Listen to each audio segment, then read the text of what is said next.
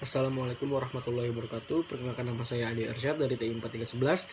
Di sini saya akan menjelaskan tugas saya untuk mata kuliah pengantar ilmu ekonomi yang berjudul Pengaruh Produk Domestik Bruto terhadap pembangunan dan pendapatan ekonomi di Indonesia.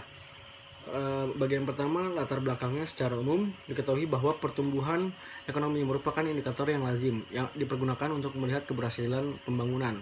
Pertumbuhan ekonomi sangat penting dan dibutuhkan, sebab tanpa pertumbuhan ekonomi tidak akan terjadi peningkatan kesejahteraan, kesempatan kerja, produktivitas, dan distribusi pendapatan.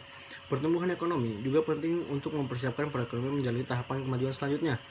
Pertumbuhan ekonomi dapat diartikan sebagai proses perubahan kondisi perekonomian suatu negara yang berkesinambungan menuju keadaan yang lebih baik selama periode tertentu. Pertumbuhan ekonomi dapat diartikan juga sebagai proses kenaikan kapasitas produksi suatu perekonomian yang diwujudkan dalam bentuk kenaikan pendapatan nasional.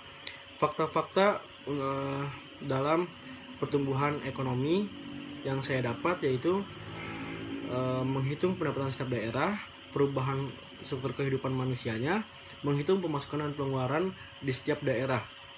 Permasalahan yang terjadi berdasarkan yang saya dapat yang terjadi saat ini, seberapa jauh pengaruh belanja modal, banyaknya pengangguran, dan penduduk yang masih kurang sadar terhadap pertumbuhan ekonomi daerah tingkat kabupaten, kota, atau nasional.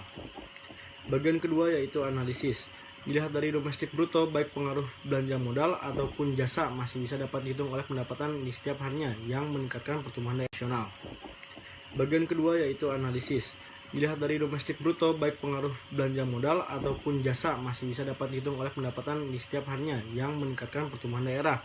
Dan untuk angka pengangguran sangatlah negatif karena bisa berpengaruh terhadap pertumbuhan dan pendapatan daerah. Di sini sebetulnya ada grafik-grafik di setiap daerahnya pertumbuhan dan pendapatan yang terjadi di setiap tahunnya. Tapi saya tidak dimasukkan dalam video ini. Oke, yang untuk bagian kedua lanjut.